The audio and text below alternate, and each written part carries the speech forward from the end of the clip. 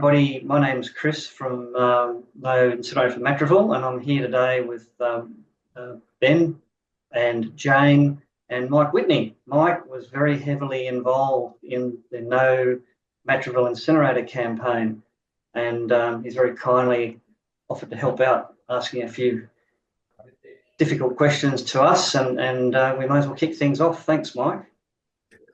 Thanks very much, Chris. Lovely to see you and Jane again. And Ben, nice to meet you. I can't believe, actually, that we're sitting here going through all this again, because we ran a very successful campaign in Matraville, which is, as you would know, Chris and Jane, where I grew up in Sydney. And when you rang me and explained about the prospects of an incinerator being built where I grew up, and I don't live too far from there now, a couple of kilometres in South Coogee, and you went through it with me, I was shocked at even there was a prospect of that happening.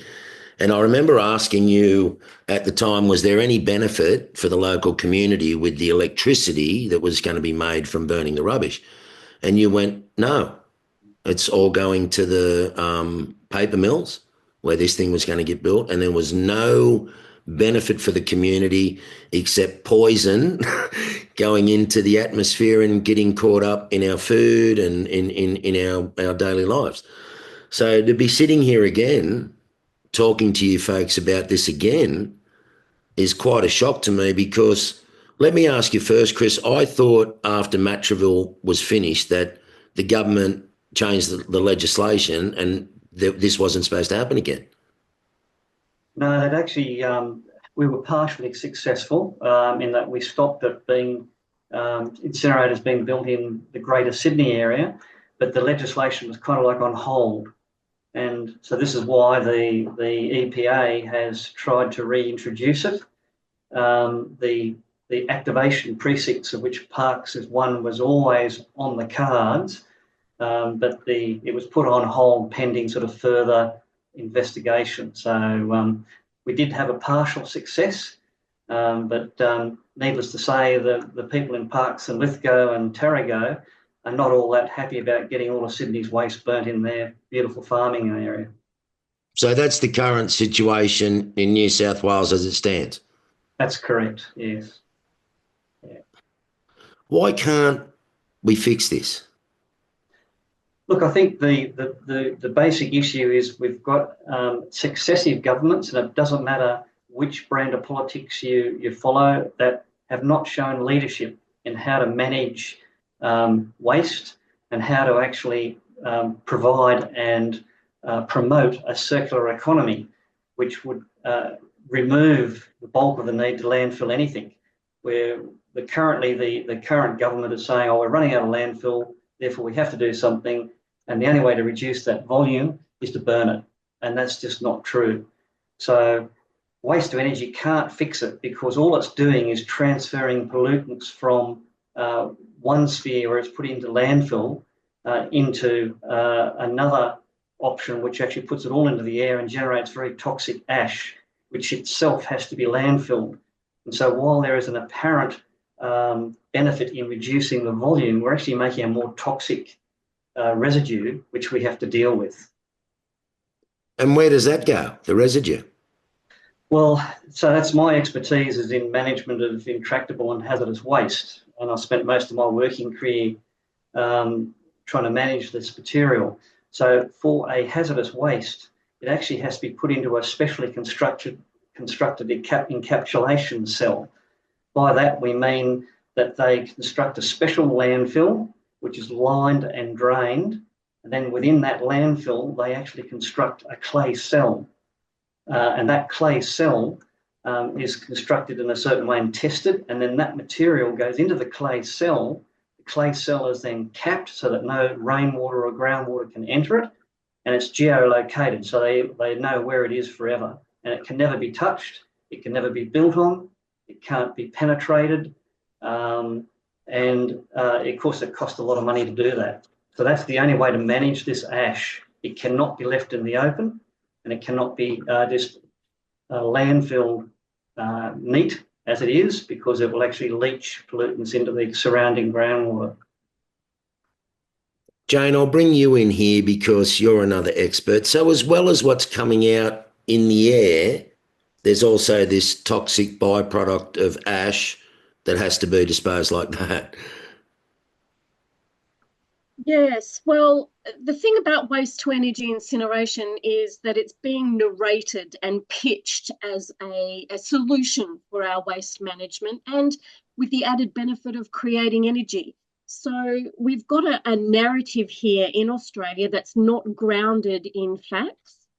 It's being pushed by a fossil fuel industry agenda when you look at the consortiums and the drivers behind this industry. You can see the fossil fuel industry and the UN Special Rapporteur for Human Rights that came to Australia just over a year ago said that he met with many of the impacted communities and is familiar with the technology specifically because it's so toxic and hazardous, and said that waste incineration is the end of the line for the fossil fuel industry. So waste to energy incineration is being pitched to Australia, particularly state governments, as a solution to our waste and as a form of clean renewable energy. Neither of those things are true. It's not clean renewable energy, and it's certainly not a waste management solution. In fact, what it does is it entrenches a linear economy and entrenches waste generation because it hides all of those design failures in our, like plastic packaging, all the things we can't recycle, that we should be redesigning and doing something new about and addressing the issue. We're not. Waste incineration is this big black box that everything will just go into and make everything disappear, and everything will be wonderful. And it's a very, very dirty lie, and it's a real shame that it's being pushed into Australia this way. All waste incineration does is reduce waste in volume down to a quarter of its original size. So that waste becomes the quarter of its original volume as highly toxic and hazardous ash. And unfortunately, as Chris mentioned, all over Australia, states have different ways of managing hazardous waste. You know, they're selling this industry to the public and to particularly to regional councils that, you know, that it's circular because we can use this ash. We'll make roads and building products out of it, and we'll make new things out of it. And it's part of the circular economy. And they did this in Western Australia. And, you know, all the regulators and the government agencies ticked off on that. They promoted it. What a great idea. Isn't it fabulous? Tick, tick, tick, tick. But when the you know, the projects set up and actually commenced in Western Australia, that waste was classified as the highest category of waste, class 5 hazardous waste. It now has to be trucked 600 kilometres away to the only hazardous waste disposal facility in Kalgoorlie. They now want to send 70,000 tonnes of it to our darling Scarp in Western Australia, mix it in the back of cement trucks to solidify it, and then put it in a class 4 landfill cell because when they mix it with cement, you can put it in a lower classification of landfill. That is a legacy for future generations. It's only just short of nuclear waste. And so waste to energy incineration really, it doesn't get rid of waste. It actually makes a more serious waste management in the end. I can't believe what you're telling me, that they were going to use it for road base stuff like that. All of these proposals promote the ash residue as being part of a circular economy and that they're going to reuse it. All this is going to do is poison the circular economy. And this is what's been really disturbing for people like Chris and myself and other campaigners, is to look at who's driving this agenda, who are the players in it, and the absolute lack of regard for toxic and hazardous materials in our entire materials production system.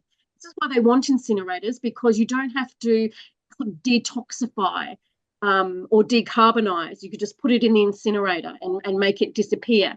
But we really need to address the fact that we have a lot of plastic packaging and materials in our systems that we don't have any way of really recycling. And incineration just hides all of that. It's not a solution. So I also add to Jane's comments there, Mike, that it's been proven in the UK that where they've tried to use ash in concrete to encapsulate it, to bind it up, to stop it leaching into the environment, that hasn't worked. And certainly my experience in the chemical industry has shown that trying to immobilise, to use the technical jargon, intractable waste organics, heavy organics such as dioxins, with cement doesn't work. So, and exactly as they found in the UK, they went through and they built a new housing estate, and Jane has got the papers on this.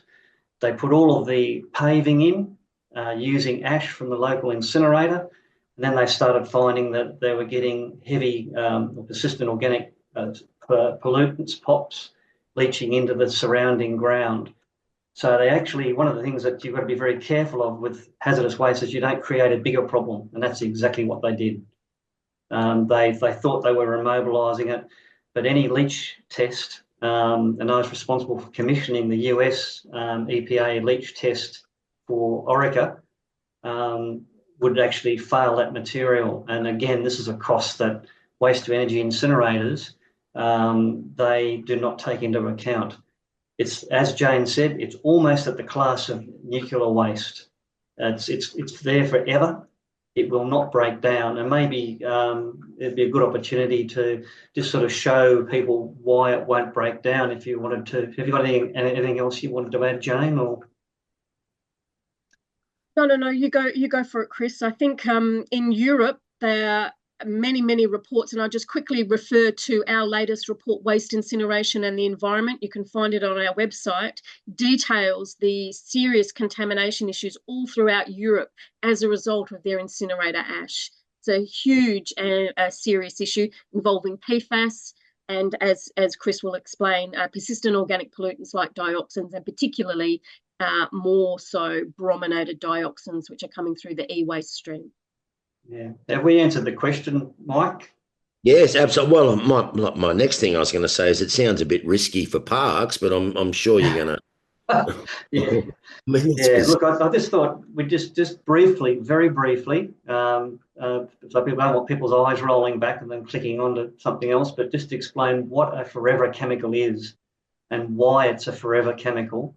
And we did the same, provided the same explanation to the group in Lithgow.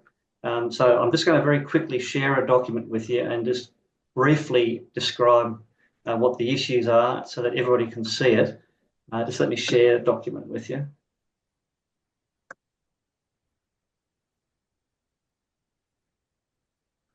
Okay, hopefully everybody can see that.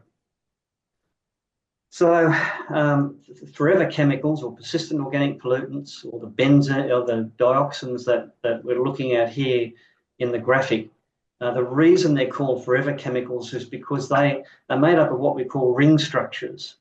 Now, these ring structures are joined together and they're very strong. So in nature, there isn't anything which can break these bonds. So the only way to break these chemicals down is to use very high temperature furnace. But when we break them down, we create other toxic products. So they don't disappear, right? Nothing goes away and disappears forever.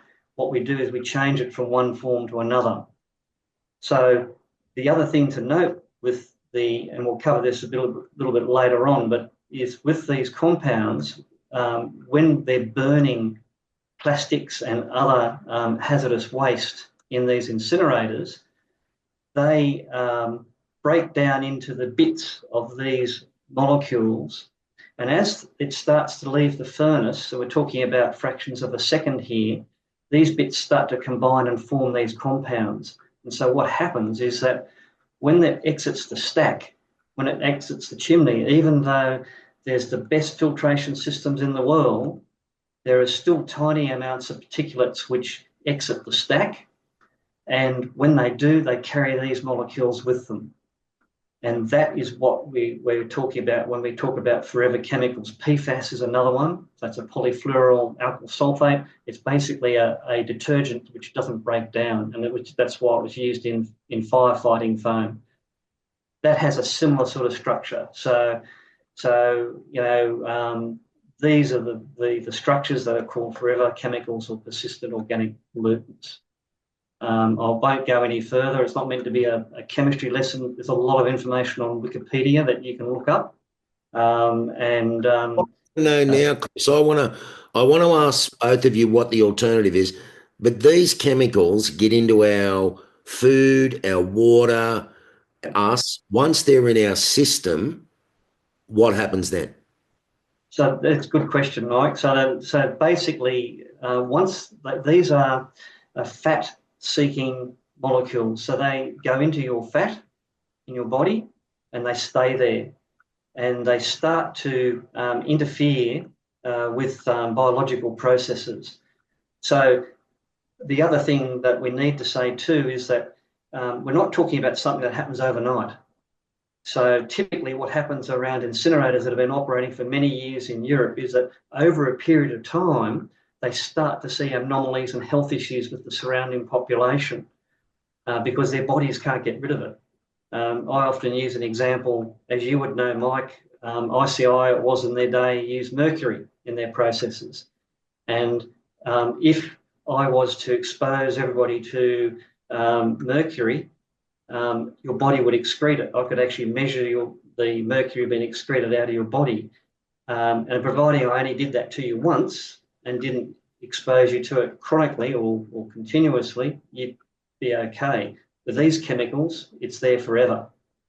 You can't get rid of it. Your body can't get rid of it. If it goes into the environment can't get rid of it. So any food chain which is involved, such as chickens which eat off the ground, cows that eat the grass, they are also absorbing these forever chemicals. And that's what the main issue is with them.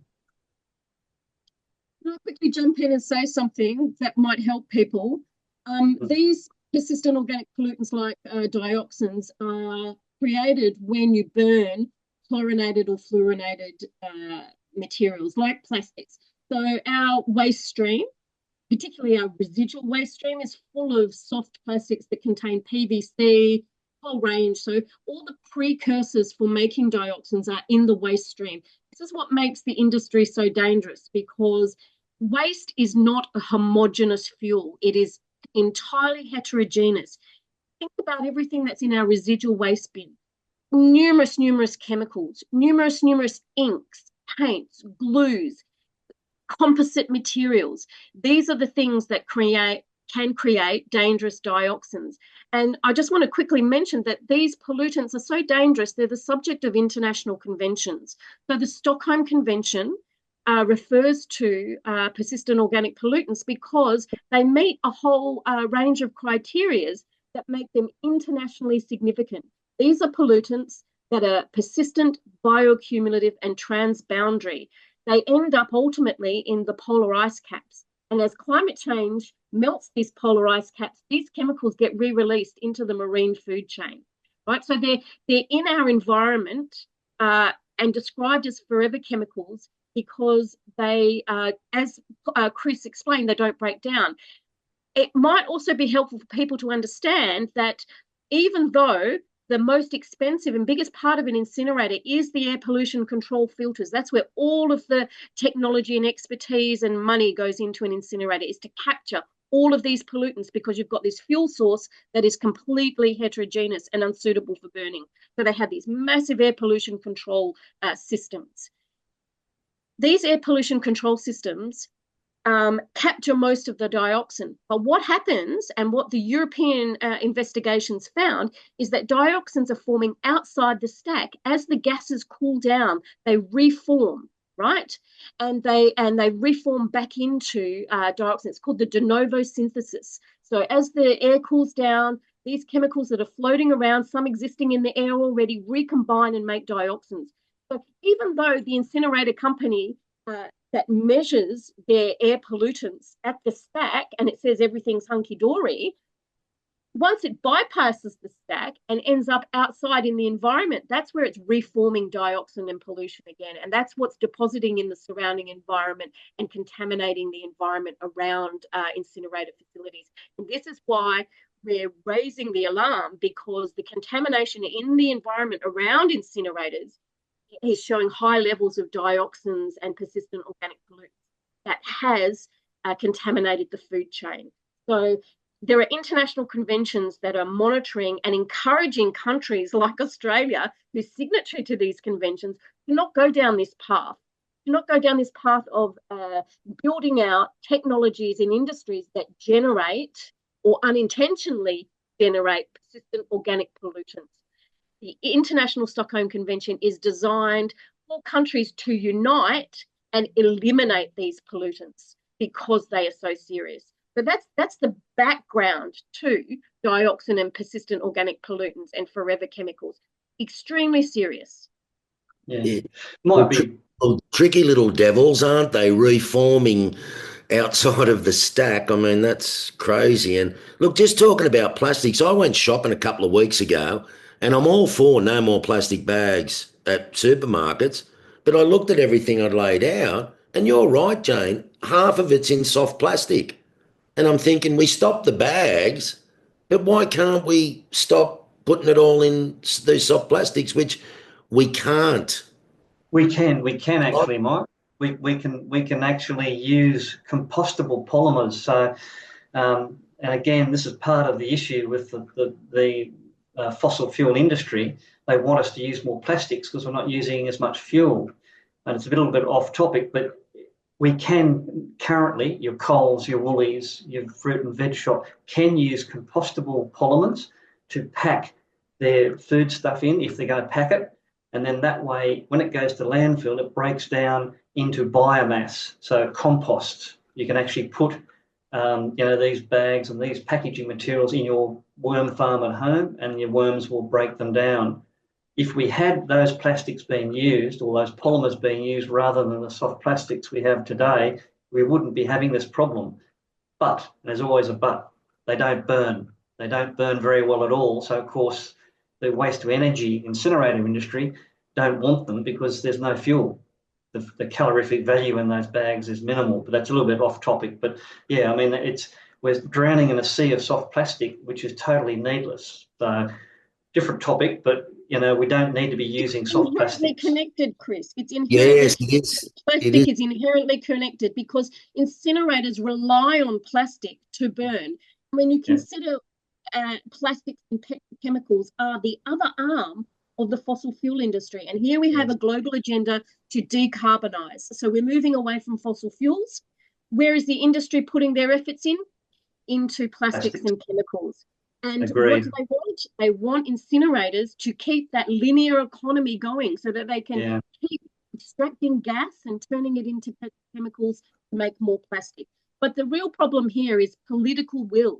If we had governments that had the guts to stand up to APCO, the Australian Packaging Covenant, and these industries and say, your products, your packaging are causing global environmental and human health harms, it's time to change them, we would have a different scenario. And hopefully the Global Plastics Treaty will make that happen. But it's no coincidence that we're in the middle of a global plastic pollution crisis. And what do we have on our doorstep here in Australia?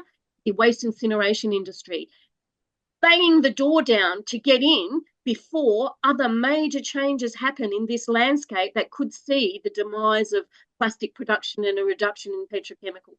So it's all very interconnected.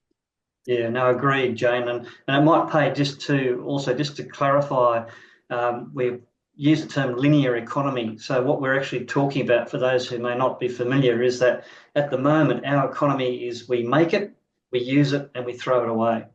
So that's what we call a linear economy. But with a circular economy, what we're doing, we're designing something not to be generate the minimum amount of waste material and then to reuse that material. So that's the difference between when we're talking about a circular economy and a linear economy. Yeah, sorry, Jane. Well, I want to ask you both, how would that circular economy benefit New South Wales? Yeah, good question, Mike. Look, if we had enough leadership from government that was able to move us and direct industry to go towards a circular economy, this is what would happen. All of the equipment that is needed to separate materials and recover materials for ongoing use can be made within New South Wales. All of the skills base, engineering, electrical, mechanical, needed to do that comes from within New South Wales. Further down the track, when I go to Mr. Waste Company and say, okay, I need some material for my process, whatever that is, all of the industry that's set up to certify that material is also brought into being. So I think PricewaterhouseCoopers recently estimated that the benefit to New South Wales alone was $640 billion if the government was to move towards a circular economy, because of the skilled jobs that have been generated, because of the industry that's been generated. And so we're talking about permanent skilled positions, not just talking about temporary positions during construction or picking up curbside material. And so that's a big benefit to the New South Wales economy, and it's for Australia wide. They estimated that the benefit to Australia would be $1.9 trillion. And that's just mind-boggling, the amount of money that they estimate. That's a PricewaterhouseCoopers estimate. I should say to everybody listening that we provided a sheet to Ben and the guys at Parks listing all these links, so you don't have to sort of scurry around and try and find it for yourself. You'll be able to just click on the link and actually look at this material for yourself. So, you know, I guess we need to talk about what the risks are to if we proceed along this path of burning waste for energy. And it is waste to energy. You know, you'll note that all of the sales pitch coming out of the government says, oh, it's energy from waste. But let's call it what it is. It's a waste incinerator, burning waste to generate heat, which is then used to make steam and drive a turbine. So it's waste to energy. And I'll just share a couple very quickly, because I was asked what could happen to parks if waste to energy was to be introduced into the parks area. I'm just going to show very quickly a couple of websites to you to show you what's happened in Switzerland and also France. So just let me share one quickly now.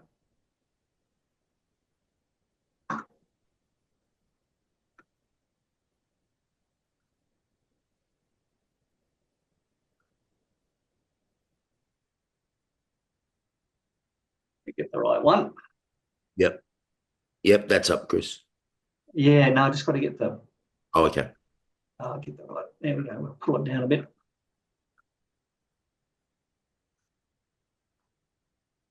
Hang on, I'll just go back out. Oh, got it. Okay. Hopefully everybody can see that. So in Switzerland, which is a very advanced economy, very rich country, using the latest technology, they've just discovered that large parts of the area surrounding one of their main incinerators can no longer be used to grow food because of the dioxin concentration. And so now they're actually, and again, I won't go through all this article, but you can read it for yourself later on. They're now saying to people that you're not allowed to eat any of the food that's grown in this area because it's so contaminated. And this article actually shows the extent of that contamination, and I'll let you go through that on your own. The other one was in France. Okay, hopefully everybody can see that. So this is another situation where, let's come down the map, right around sort of the Paris incinerators. Let me go back up. Large parts of the French surrounding city areas have been contaminated with dioxins. And again, you'll have the link to this article. You can go through it yourself.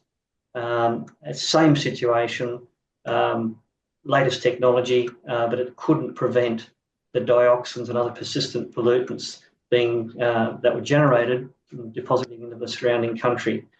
And so I'll just stop that share now. So what we're talking about there is that when you eat the food that's grown in these lands, what they were then finding in other studies in Europe is that breastfeeding mothers were having dioxin in their milk. They were starting to suffer developmental issues with their unborn children because they were being exposed to what we call a chronic exposure. As we talked about before, if you're only exposed once to this and to low levels, probably nothing would happen to you. But if you have what we call a chronic exposure, where you're exposed 24/7, that's when we start to see issues. And so it's probably worthwhile, the question was raised with me before we came on, what would happen to parks? That's the kind of thing that's going to occur in parks. What does it mean for your local organic certification? You'll lose it, putting it bluntly. As we all know, I'm told, Ben tells me that there's a big wine industry now in the parks area. Grapes will absorb smoke. They'll absorb heavy persistent organic pollutants as well. So those farmers and the farmers producing organic certified produce would end up losing their certification. It won't happen overnight, but that's what will happen down the track. Jane, perhaps you could provide some more information on. I think it's worth mentioning at this point, Chris, that these are not new issues. These have been well documented over decades. And what's really astounding for New South Wales, and I'll get back to New South Wales, I just want to just clarify, when we talk about waste to energy includes a whole range of technologies. So there are some good waste to energy technologies. Anaerobic digestion and landfill gas capture are two of them. They're also considered waste to energy or energy from waste. Well, we're talking about really, and this is a clue because we're talking about waste to energy incineration. And they don't like to use that term because they know the word incineration is not popular with the public, so they drop it and hide behind this broader term, waste to energy, which includes other technologies. So just be mindful of that. But let's not forget that the Australian Public Health Association, right, undertook a systematic review of the health impacts of waste incineration in Australia. That was no mean feat because we don't have an industry operating here. They had to go and look at all the other only English-speaking studies. So when I talk to my colleagues in Europe about this systematic review, they say, oh, it's very, very conservative. And it was, but that goes in our favour. Here we have an Australian Public Health Association undertaking a very conservative systematic health review, and still they concluded that there was a whole range of health impacts associated with waste incineration pollution. But what was their key recommendations? Do not grow food around incinerators and do not site incinerators in agricultural regions.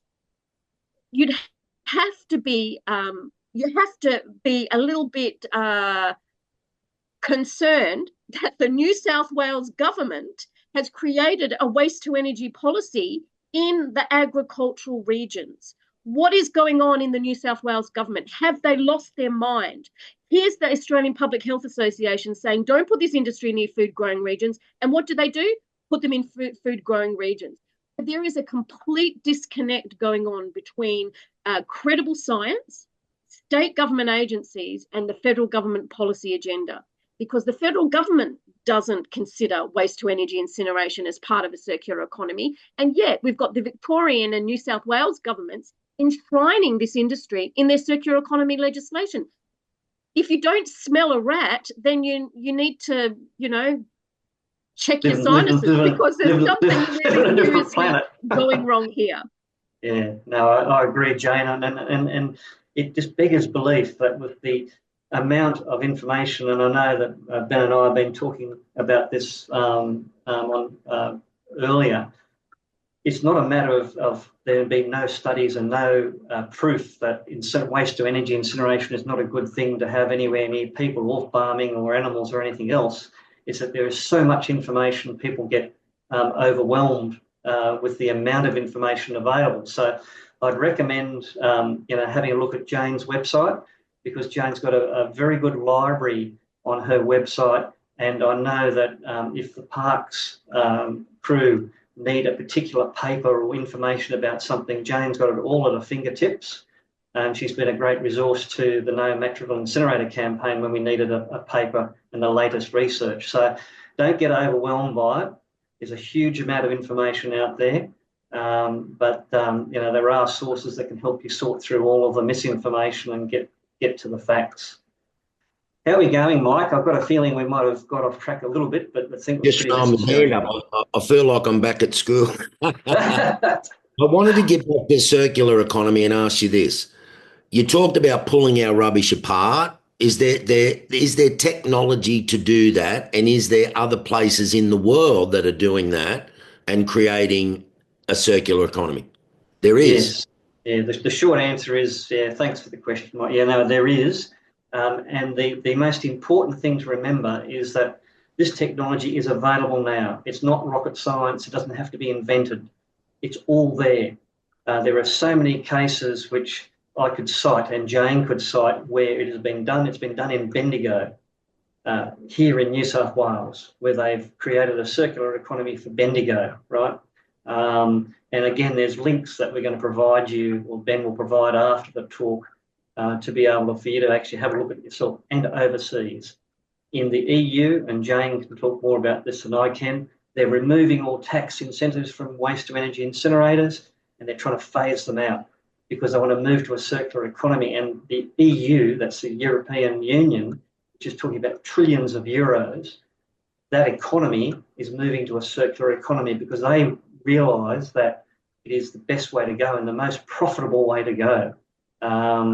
So yes, it is being done elsewhere, and the technology is available. It's available now. It could be done here in New South Wales, and we get permanent skilled jobs and a whole new industry from it.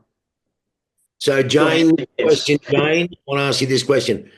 How do we object? Do we walk down the main street of Parks? Do we get to the steps of State Parliament and rally there? I mean, what have we got to do? How do we object to this? At the moment, the best thing you can do is take advantage of the New South Wales Energy from Waste Framework, which is open for consultation until the 16th of May. So this is an opportunity for everyone in New South Wales and impacted communities all over New South Wales to write to the New South Wales government and demand that this framework and agenda be dropped. So the New South Wales EPA has opened up their waste to energy framework where they're talking about opening up waste burning even further. I was gobsmacked to see that they're promoting burning tyres, that they're promoting replacing gas and coal with waste. So New South Wales has lost the plot as far as I'm concerned. So take advantage of this opportunity to engage, and there's some resources available. So there's a recorded webinar that I've provided on my website, which explains why this agenda is being pushed in New South Wales and the Chief Scientific Officer's report behind it, and some of the claims that the New South Wales government is making, like waste to energy is clean, green and renewable, and it's safe, all of these things, and that any project in New South Wales will meet international best practice standards. So have a look at the video that I've created. Jane, is that a lie? That's a lie. Yes, I think it's misinformation. Absolutely, and it's they're very technical documents. They're very the whole legislation for the EU around what the best practice incinerator. Well, the term international best practice standards is a bit loose. Okay, what they're talking about is what the European industry abide by. And they've just updated all of those. And the standards that the New South Wales EPA is, and the minister and all of the agencies are saying are not correct. When you actually go back to look at the EU legislation, they are not upholding the EU standards. And there's a whole range of pollutants and scenarios that won't meet the standards. But you can find out about that in my recorded webinar. There's a simple fact sheet. So if people want to just do an online submission or a simple one-pager, we've created that for you too. The Western Sydney Direct Action Group will also put resources together, as has also Chris as well. But before we move off this topic, Mike, I just want to say one thing. The solution to this problem and the backbone of a circular economy is zero waste systems. And that's why my campaign is called Zero Waste Australia. You cannot have a circular economy if you do not have a zero waste system to provide it. And the simple solution to waste incinerators, and I think the audience here really needs to hear this, is that there are 200 times more jobs in the zero waste management system than there are in waste incineration. So that's where the innovation is, that's where the jobs are, that's where the clean resources that are needed for the circular economy are. And yet what Australia has done, New South Wales and Victoria and WA particularly, is they've ignored waste management and just gone straight into a circular economy, completely disregarding the fact that we're destroying waste and resources and we're not serious about decarbonisation and detoxification. So we have to get back to the simple principle that zero waste systems are the solution, and that is an investment in collection and source separation. If we don't have that, what our government's done is they've rushed to disposal, and this is because we have a waste management system that's been designed by the waste disposal sector. So we're building incinerators. We're not changing how we collect our waste and making sure those waste streams are clean. We're compacting all of our recyclables back in the compact truck, smashing the glass, contaminating the paper and the cardboard, contaminating everything. And it all goes to the residual waste pile, which then goes to incineration. The other point to make here is you'll also hear that landfill is worse than incineration. No, it is not. When we asked the question and did the study, and I want to mention this to the listeners because we asked, what is the best way for Australia to manage their residual waste? We did that work. I don't see any state or federal government having undertaken that study and that work. And yet here they are creating laws and legislation to give a competitive advantage to the waste incineration industry at the expense of all the other safer alternatives. And there are safer alternatives. Mechanical biological recovery and treatment, anaerobic digestion, a whole range of non-combustion technologies. There are simple, more effective, cheaper ways to manage our residual waste than waste incineration. Waste incineration is the most polluting and the most expensive way to do that. So we really need to get back to setting up proper zero waste systems where the jobs are, it's cheaper, we're going to get cleaner resources, better for the environment, better for human health. We shrink our residual waste down to a small fraction of what it is now, should only be around the 10% mark. And then you can put that in landfill by pre-treating it first, making sure you take all the organics out so it doesn't generate methane in landfill, because that's what the climate pollutant is. And the industry and the regulators hide behind this. Landfill generates methane and that's more climate polluting. Well, if you remove the organics, you don't create methane in landfill. And that's a really easy thing to do. And we have a federal and state policy to do that. It's called the FOGO policy, taking our food and organic waste out of the waste stream. So if we invest in that, we won't need incinerators and we won't need large-scale landfills. And we'll only need small landfills that take a stabilized, disinfected, small amount of waste that isn't going to leach chemicals or methane in landfill. And that is the solution. We can have that right now, and that's what we should be telling the government. So apart from engaging in the framework review in New South Wales, you can write directly to the federal ministers, because we're in a federal election right now. It is the perfect time to lobby your federal MPs and say, put an end to this madness, give us the zero waste systems, give us the jobs, give us the cleaner resources that are going to enable a circular economy, and ditch this waste burning agenda, because it's going to kick the hazardous waste can down the road forevermore. It's not something that we can afford. Look, on my website, there's a petition you can sign. Chris has them on his website. The Western Sydney Direct Action Group does as well, the No Incinerators for Western Sydney. And then there's all the parks, the Lithgow, the Tarago Group, which is going great guns. All of these communities are there, and they're all fighting for this same one agenda, which is a safer, healthier future and environment for all of us that doesn't burn waste. We just got to link up, and we've just got to convince our politicians, and now is the perfect time because we have a federal election. Might pay Mike maybe to start having a look at some of the other questions are coming up on the chat. I noticed there was an interesting one that's coming up saying, "Oh, look, Lausanne's fixed that problem. It was an old incinerator." That you should note that, as we've said already, that no matter how good the filtration system is, they cannot remove all of the nanoparticles and the ultrafine particles. And when those particles leave the stack, they carry the pollutants with them. And as Jane has already outlined, these pollutants are being reformed as those gases cool down.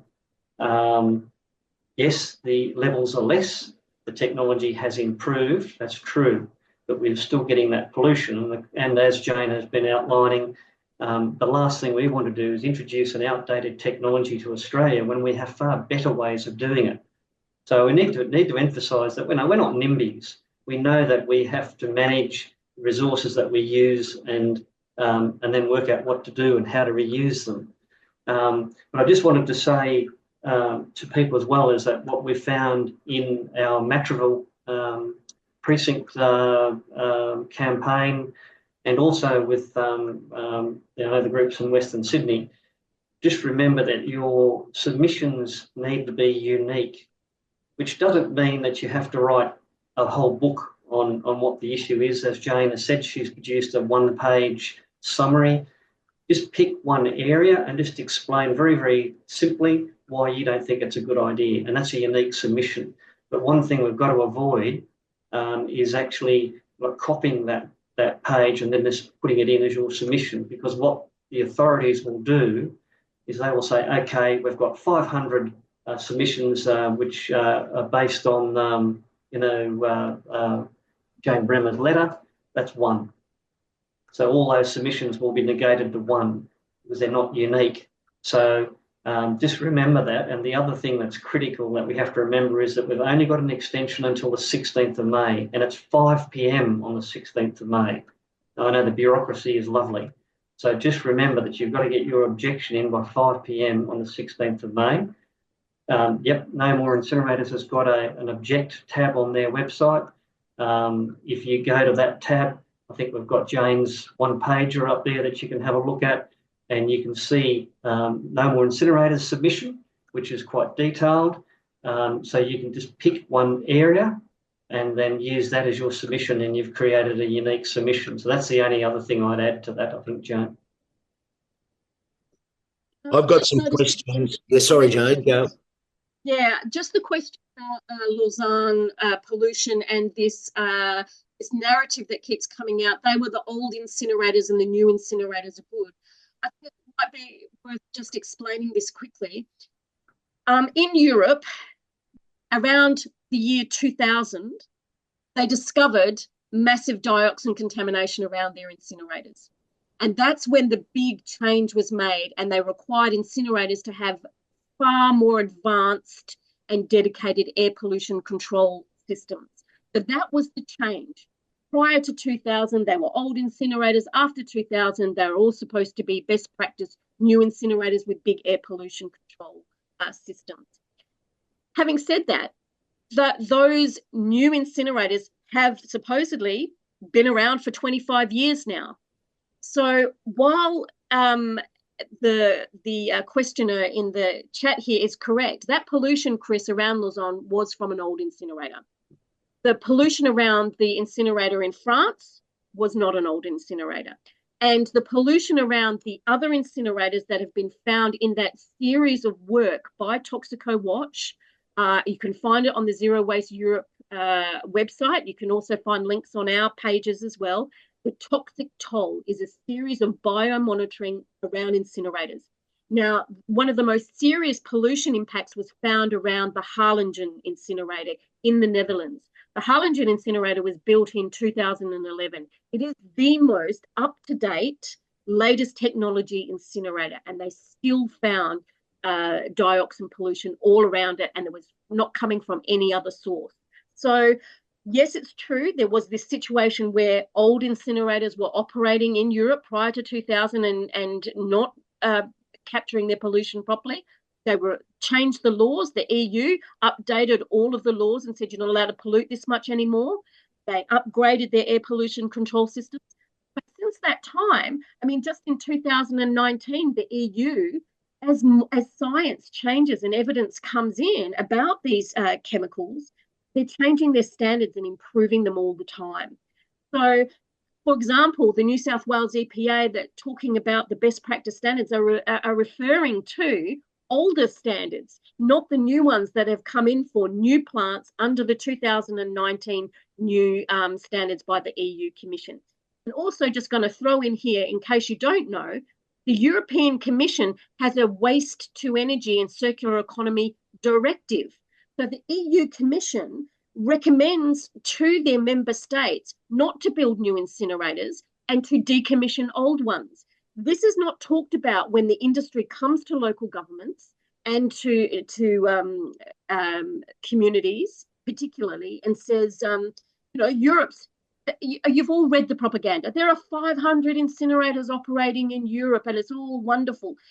This is not the view of the European Commission, and this is not the view and the direction that the EU is heading. And their waste directive and circular economy directive spells that out. So there's no dispute there.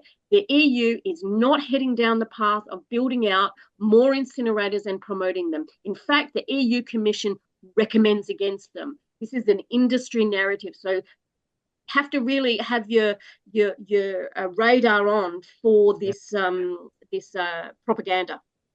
Yeah, no, good point, And Jane. I've forgotten the question, Mike. Sorry, after all that. Let me ask you another one. When the waste is being burnt, is the toxicity measured then as it's going up the flue? So would they say, oh, that's a bit toxic today, we better cut that down? No, it's no, never. no. It's after it's been through the air pollution control filters. So it's too late. It's too late then. And I mean, they measure some pollutants in what we call real time, which are mainly acid gases. But it's a good question, Mike, because what Jane is referring to in the latest studies is they found that when these incinerators are operating, from a chemical engineering point of view, when it's in what we call steady state, the pollution is minimal. But when they're starting up or shutting down, or they have a process upset because the fuel is all mixed up and different, they actually create more pollution. And that's some of the studies that Jane is referring to. And so what they actually have to do is to have continuous sampling downwind of the incinerator, and they've got to measure those samples, take them away and measure them in a laboratory. They can't measure them in real time, and they can't shut the process down. And the other thing to note, again, from an engineering point of view, is that if they have a process upset, they've got to stop the plant blowing up. So what they do is they have what's called a stack bypass, and then it actually just bypasses the furnace straight to the stack, and there's no filtration and no treatment. Oh, so it doesn't go through the... What about when they're changing the filters and that? Well, they usually have filters in parallel, but it's a good point that you raise, because to work in this environment, you can imagine, is very toxic. So you would certainly, from a project management point of view and an engineering point of view, you would never have a woman of childbearing age working in that environment because it's so toxic, and you've got to work in total confinement. So if you've seen the fireys and they go into a building, they come out wearing a suit and they get into a shower, well, that's the kind of stuff you have to use. And then, of course, you have to treat the water that washes the people down, and then you have to treat all the equipment. So I spent 17 years working in this industry, and we generated probably 75% of the waste was all the PPE people had to wear to be able to work with the waste. So, it's a situation where you're creating more and more and more hazardous waste. So, it's not good. Well, also, it's worth remembering here that what is the best practice EU standard for dioxin under the EU is to measure twice a year. So like most industries that emit pollution, and this is a problem of industrial regulation, the inspector comes around, the company knows the inspector's coming around, they make sure all the programs, processes are nice and clean, so they get the kind of recording that they want. What they found in studying pollution impacts from incinerators in Europe is that measuring dioxin from an incinerator stack twice a year was insufficient to identify how much dioxin that incinerator was actually emitting. So they used a continuous emissions monitoring system called the AMESA system. And the AMESA system monitored dioxin over longer periods of time. When they used this continuous emissions monitoring system, they found that the true levels of dioxin coming out of the stack were far higher than what the company was reporting during their biannual reporting requirements under their license. So the standards, you know, other than normal operating conditions is another, knock events is another one, you know. As you say, Mike, the filters have to be cleaned. And we're not talking about one filter. There are separate filter technologies for each specific pollutant. Mercury has its own. Dioxins and persistent organic pollutants have their own. Acid gases have their own. So they all have different. So when we talk about the air pollution control system, it's not just one filter. It's a range of different technologies to capture all the different types of pollution. That's how complex and problematic waste incineration pollution is. You can never predict it because you can never predict what's in the waste stream that's going in the first place, because it's all mixed. And we don't do residual waste pre-treatment. And this is something that they're starting to do in Nordic countries that have relied on waste incineration. They've realized they're burning so much recyclable material and generating so much carbon pollution and toxic pollution. They're now looking at pre-sorting the waste before it goes to the incinerator. And this again gets back to what we've been arguing for 20 years in this country, and that is zero waste systems. The more you separate and the waste stream and keep it clean and stop it going for disposal, the better outcomes you have. And my colleague in Zero Waste Europe says that if you can collect it, you can always do something better than incinerate or landfill it. And that's true about waste. So we've just got to, you know, not just dump all of our waste in these holes or big black boxes. We have to actually look at it. And when we look at our waste, if anyone's seen any of Professor Paul Connett's brilliant presentations on this, we brought Professor Paul Connett to Australia many, many times, and we didn't do our national tour because of the pandemic at the time. It was a real shame. And I don't know if he'll ever come back to Australia, but many of his presentations exist on YouTube. I highly recommend that you look at them. At the end of his presentation, what he talks about is residual waste research centres. Before we dispose of anything, we need to look at it and say, why are we disposing of this? Why is it not compostable? Why is it not reusable? Why is it not recyclable?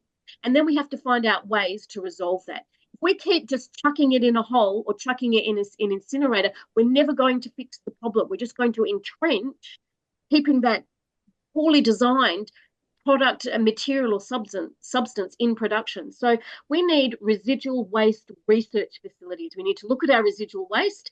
We need to separate it, because we know our residual waste, there is a direct correlation between what our residual waste is and the volume that we generate and how we collect our waste. We don't have public place compost bins or recycling bins. Many communities all over Australia don't even have waste management services. So if we don't collect our waste properly and separate it properly, it's all going to the residual waste stream. So there's so much room to fix residual waste that don't cost billions and billions and billions of dollars and risk our climate, our health, and our environment. It's about being grown up, looking at our residual waste and saying, why do we have this waste? Let's solve the problem, and solve the problem once and for all, instead of burning it for dirty energy and tons of toxic ash. We've got to look at some of the questions, Mike, because I know I can see a few there about rainwater and things like that, and also the regulations. So just Jane touched on this earlier on, just to let people know that the EPA regulations are not up to date, and they currently would allow, on average, you to be exposed to 3.5 kilos of particulates per hour, 24 hours a day, 7 days a week, and the company would be within its license. That's for an average incinerator flow rate. Somebody was asking on the chat.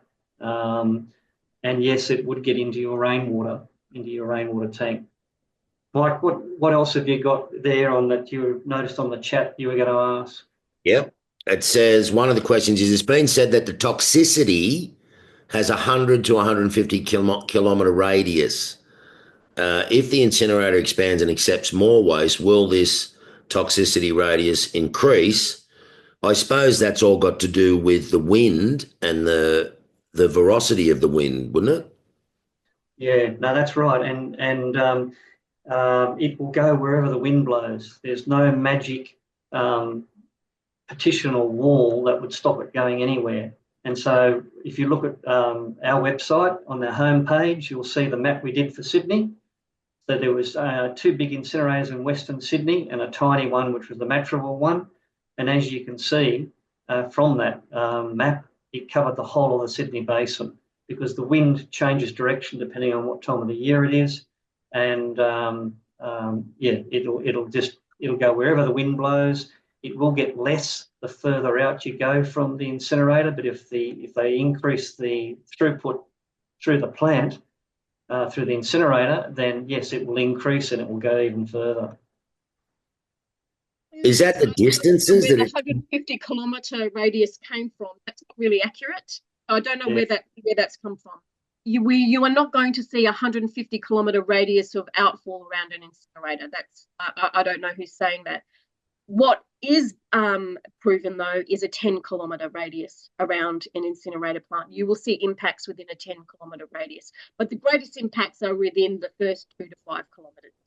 So I think it's important that misinformation isn't spread. I don't know where the 150 kilometres came from, but I've never seen anything that shows a 150 kilometre impact, but 10 kilometres absolutely. And that doesn't mean that persistent organic pollutants can't travel further. They certainly can, but whether they're traveling via the wind or whether they're getting into the oceans, the food chain, and spreading that way, you know, I don't know. But air pollution doesn't go 150 kilometres from an incinerator.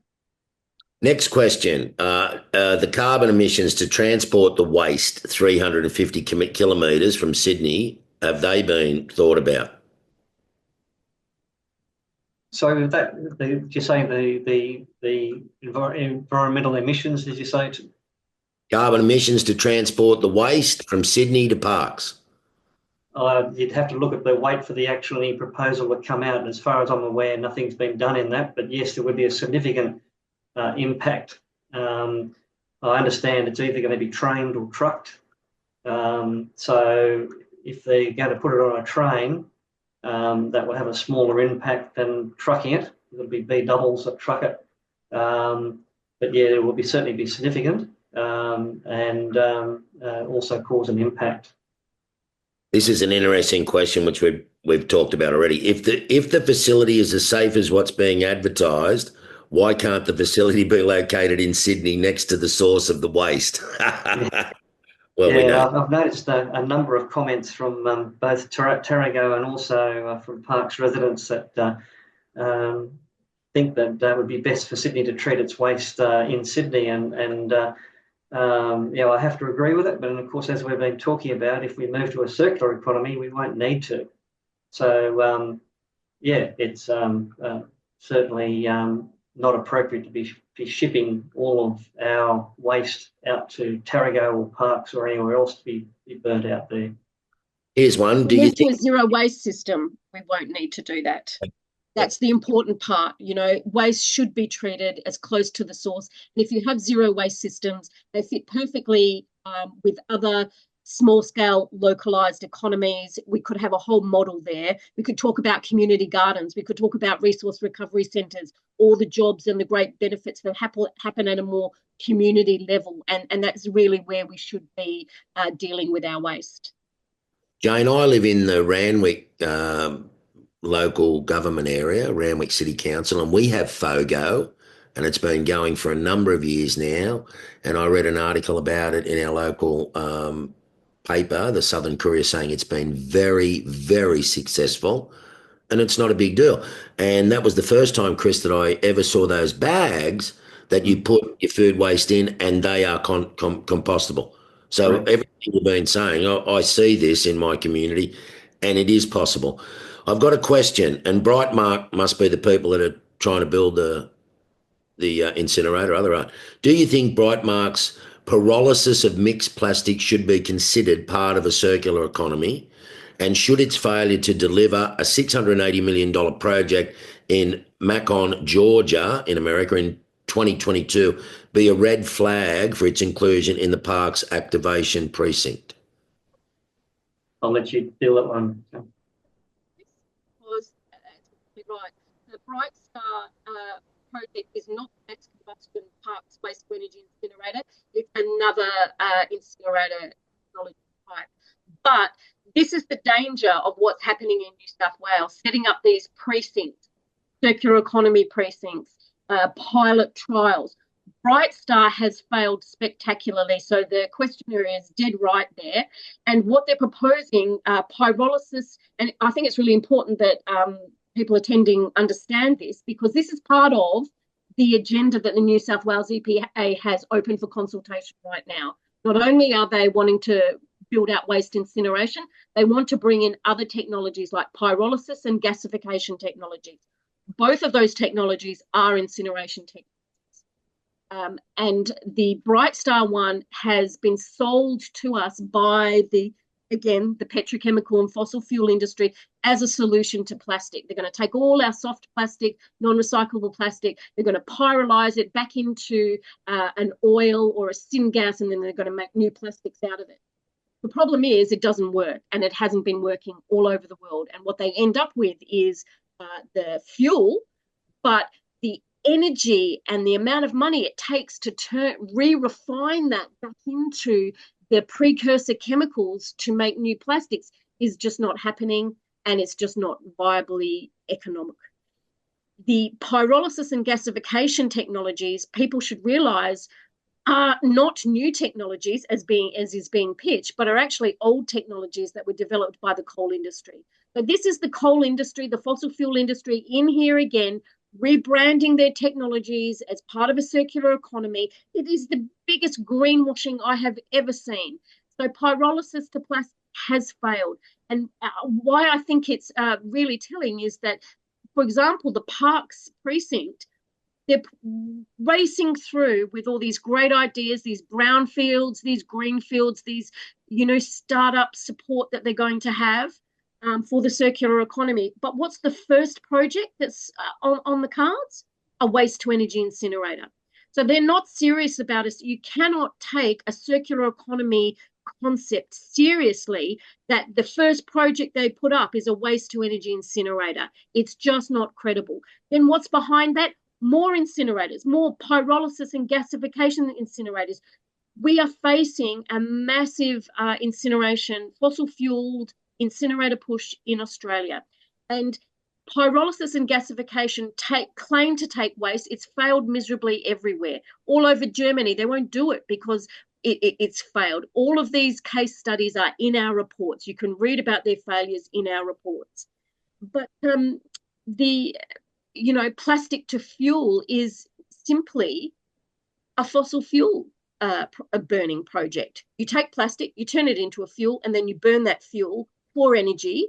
That's a fossil fuel burning industry. It's not a solution. And it's pitched as a solution. And what it will do is just keep that plastic in production when we need to not be producing it. So these are really dangerous solutions that are being put forward by the coal industry, who know the game. They know how to play this game, and they're right in here doing it. So you need to be on guard about pyrolysis and gasification technologies, because they claim that they're not incineration technologies, and they are. And the only time they're not an incineration technology is if they actually make new plastic out of that pyrolyzed plastic. But that's not happening anywhere in the world successfully that we know of. It's been a massive failure. And sustainable aviation fuel is something that I'm really concerned about, because in the US, where they've trialed this pyrolysis and gasification of plastic waste and municipal solid waste to make sustainable aviation fuel, the byproduct is so toxic, it has a 1 in 4 cancer rate. That is the highest cancer rate ever. And it is so high and so disastrous and so dangerous, the US government has pulled it immediately. Those Bright Star, those projects have been pulled straight away It's not a solution. And it's very disheartening to see Australia go down this path. We're not asking the questions. We're just simply rolling out what the fossil fuel industry has always wanted and is telling our governments that they should do. So we really need to resist this. But Bright Star is a failure, and that's a red flag, a huge red flag for parks. What happened with this? Sorry, go on, Mike. What was the project in Georgia, in America, in 2022 that failed? $680 million? So these pyrolysis they take plastic, they put it through a pyrolysis, which is like an incinerator, but it operates without oxygen. So pyrolysis doesn't have oxygen added. It heats the material and drives off a gas. They then collect that gas. Built one of those projects, one of those places in Georgia, and the government has shut it down because it's so toxic. Is that what we're saying? Yes, exactly. You can look up Bright Star. You can look, yeah. It's insane that Australia and New South Wales would be inviting Bright Star to set up in parks when it's failing miserably in the US and has failed all over the world. Our 2013 report, which you can find on our website, details a number of case studies that demonstrate the failure of gasification and pyrolysis. My colleagues at the International Pollutants Elimination have written a range of reports that detail how this industry has failed. They've looked at the industry, they've assessed their outputs, they've done a detailed deep dive into how this industry is operating, and this is why you can read about it beyond plastics in the US. There are a range of environmental organisations all over the world that are calling this out.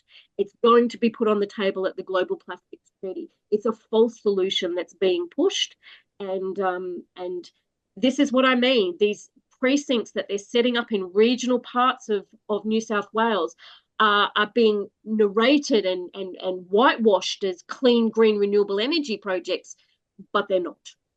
No, we better pick a few more questions, Mike, because there's quite a lot coming up in the chat. What else have you got down your end there that you've noticed? Is the total environmental impact, energy inputs, emissions and land use of WTE higher than alternative waste management strategies like recycling or anaerobic digestion? Yes, definitely. Yeah, because it uses that. The reality is that with most waste to energy incinerators, they have to maintain a minimum temperature. And so they do that by burning natural gas. So not only are they burning waste, which has got to be dried before it goes into the furnace, they actually also augment the furnace temperature with natural gas. So it's a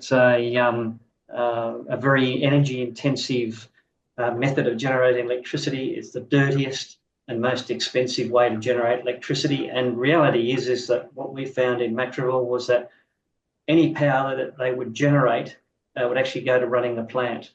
There'd be they all market this thing, we're going to export power to the surrounding community and everybody will have cheaper power. Don't believe it, it's a load of rubbish. It's quite a phrase. Burning waste creates twice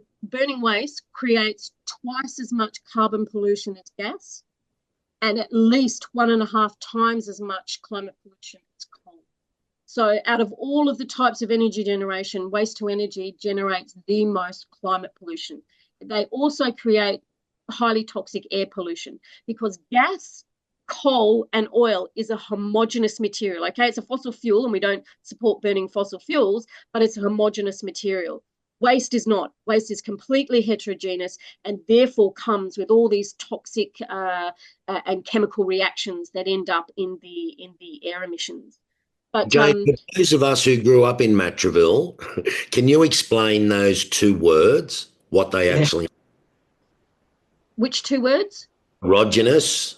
Heterogeneous. No, heterogeneous. Heterogeneous. Yeah, I'll spell it Heterogeneous. Yeah. Heterogeneous. Homogeneous. Yeah. So this means that, we had this discussion in Lithgow when I did the presentation to those guys. Natural gas is a homogeneous fuel. Yes, it's a fossil fuel and that's not good. It creates greenhouse gases. But from a process engineering point of view, when I'm injecting that into the furnace, I know what I'm injecting. I control the calorific value or the energy value of that fuel, the moisture content, and I know what it is. If I have to use mixed waste, which is a heterogeneous mixture, it's all mixed up with all sorts of stuff in it, I've got no idea how I can control that process to get effective burning, and that's what the issue that Jane's reflecting. And just on that, there's a question there which I should probably address given the ash issue that I raised earlier. Someone says there are two types of ash, and how is it treated and which is toxic. So yeah, they're right. So with the filtration system, they pull out the fine ash, which goes into a filter bag or goes into a filtration system, and that material is very toxic. It's very fine, and it contains high concentrations of the pollutants that we've been talking about. The other ash that the person was talking about is called bottom ash or heavy ash, and that's the ash that falls out the bottom of the fire chamber or the furnace after the waste has passed through. So that you have like a continuous conveyor belt, the waste gets fed onto the conveyor belt, it passes through the furnace and gets mostly burned up. What's left is called the heavy ash, and that ash has to be treated as toxic and hazardous waste along with the ultra-fine ash that's pulled out of the filtration system. So both types of ash have got to be treated as hazardous waste and landfill, and that's what the waste to energy incinerator or waste to energy industry don't do, because it's going to cost a lot of money. So they're going to want to try and stick it into normal landfill, use it as road base, and try to get rid of it because they do not want to be paying for it to be treated as hazardous waste. Sorry, Mike, I interrupted you. No, not at all. I'm hearing all this stuff and I still can't believe we're talking about it. I mean, to me, there is absolutely no benefit positively at all. It's all negative and there's no benefit in it, and it's going to poison us and our children, our animals and our food and our water, and you're breathing it and you're drinking it and you go for a swim in the river and it's in the river. I mean, it's just insane, isn't it? It's just insane. I've got another quick question, look, and we've already mentioned about this too. How do CO2 emissions from waste incineration compare to landfill methane emissions over the long term? Minimal.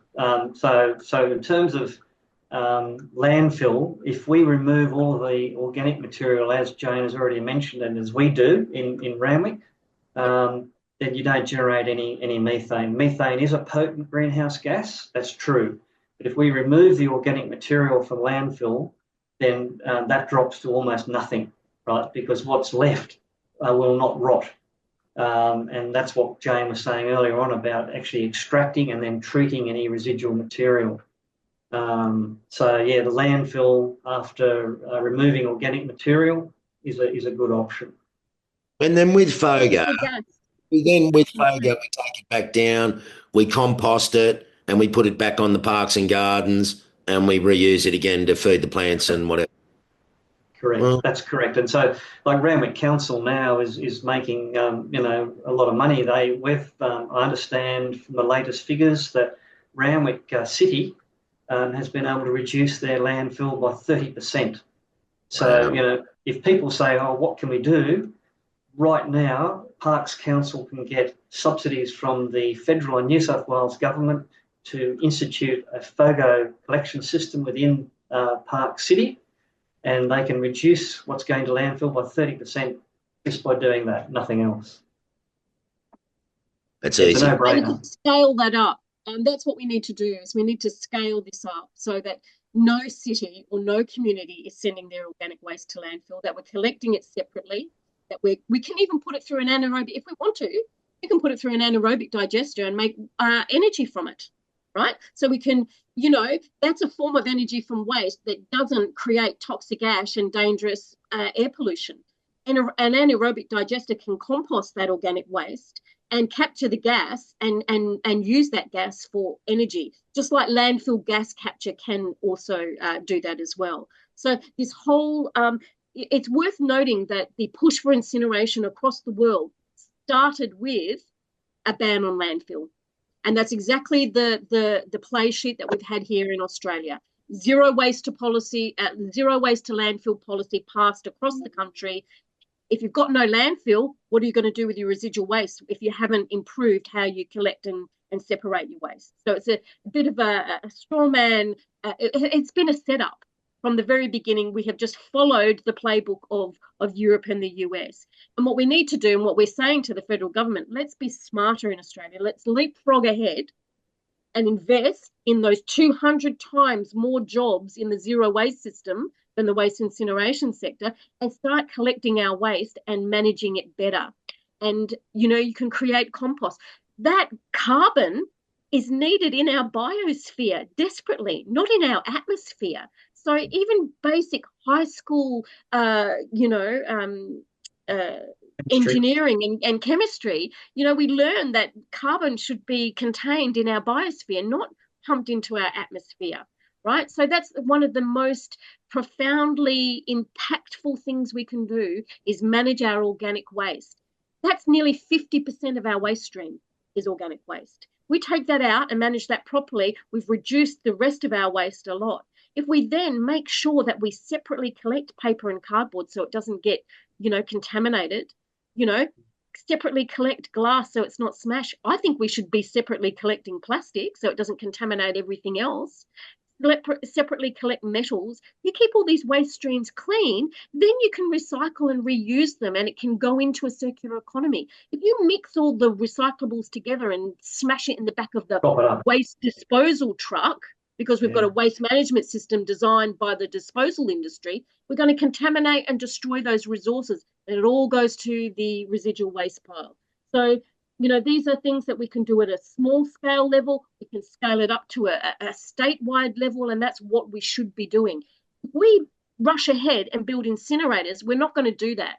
And I can tell you, incinerators don't want wet organic waste to burn. It's got no calorific value. They don't like it. They have to pre-treat it first anyway. And that's why you find that I think this is why we've got a FOGO policy. It's because the waste incineration companies have told our government that they don't want to burn organic waste, so you better set up a FOGO system.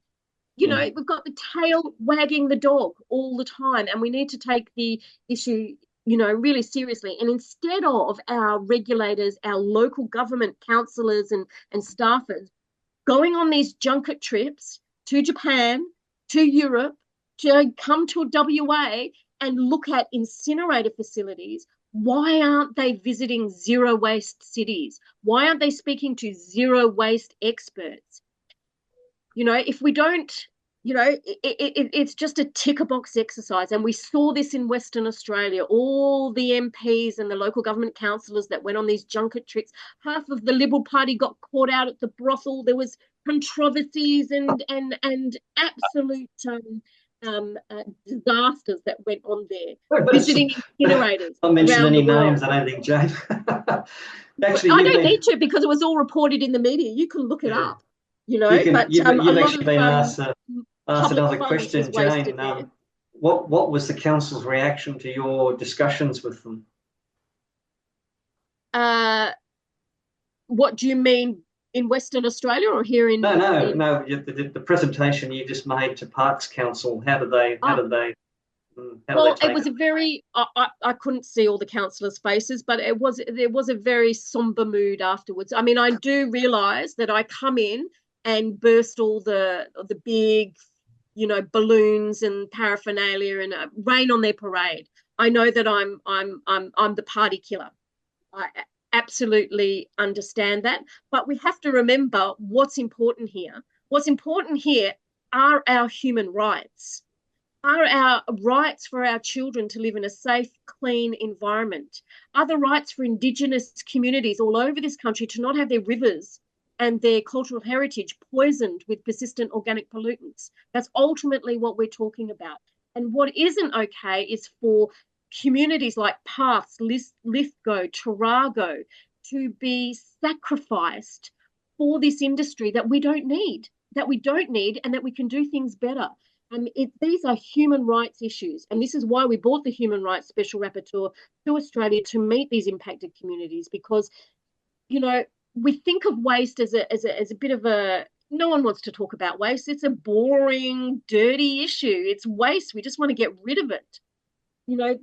Waste represents, if we think about what waste represents, it represents our entire materials production systems, how we grow food, how we make the things that we use, how we package it, what we do with it.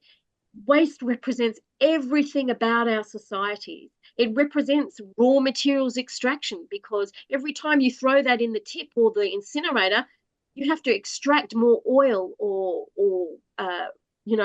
virgin materials out of the earth. We're living on our planet as if we've got 4 other planets worth of resources to live off, and that's what has to change. So these are really fundamental, big picture issues. They're cross-sector. They cross with health, environment, climate, human rights, agriculture. I mean, here we are digging out our country to make synthetic fertilizers that are highly dangerous, highly toxic, damaging the environment, and yet we have the solution. We could take our organic waste and turn that into compost and feed it back to the agricultural sector.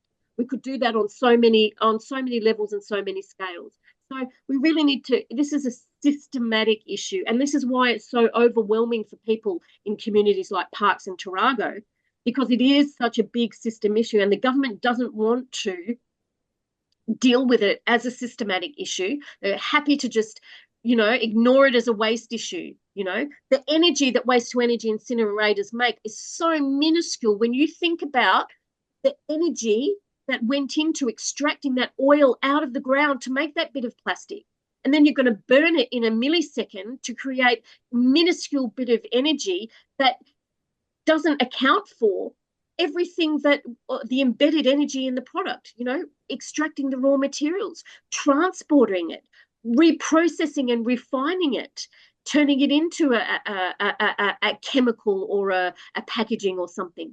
When we burn our resources, we're not honouring the embedded energy in it, and when we do that, then we're not making any energy at all. It shows the fallacy of waste to energy incineration when you account for the embedded energy in the waste that we're burning.